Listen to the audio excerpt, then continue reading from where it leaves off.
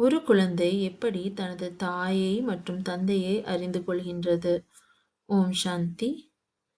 ஒரு குழந்தையிடம் வேறொருவரோ அல்லது தாயோ தந்தையரோ அந்த குழந்தையிடம் சொல்கின்றார்கள், நான் தான் உனது தாய், நான் தான் உனது தந்தை, அம்மா, அப்பா என்று சொல்லி கொடுக்கின்றார்கள்.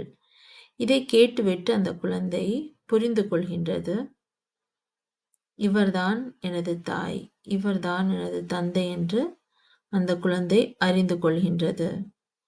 மேலும் இதை கேட்ட பிறகுதான் அந்த குழந்தைக்கு தெரிகின்றது, அதுவும் கூப்பிட ஆரம்பித்து விடுகின்றது. அதே போல நாம் எல்லையில்லாத தந்தையை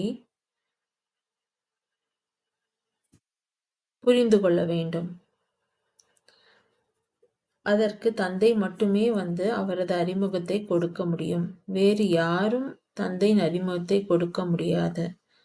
குழந்தைகள் இப்பொழுது தந்தையின் அறிமுகத்தை தெரிந்திருக்கின்றார்கள். குழந்தைகள் என்றால் ஆத்மாக்கள். நிராகார தந்தை நிராகார ஆத்மாக்களுக்காக படிப்பித்துக் கொண்டிருக்கின்றார்.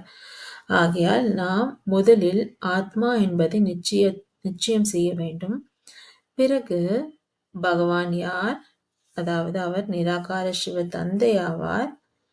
மேலும் யார் படிப்பிக்கின்றார், அவர்தான் நமக்கு படிப்பிக்கின்றார் என்பது நிச்சயப்படுத்த வேண்டும். இந்த நிச்சயம் இருந்ததென்றால் நாம் பகவானுடைய குழந்தைகளாக இருந்து கொண்டு அவரை அறிந்திருக்கிறோம் என்று அர்த்தமாக ஆகிவிடுகின்றது. ஓம் சாந்தி.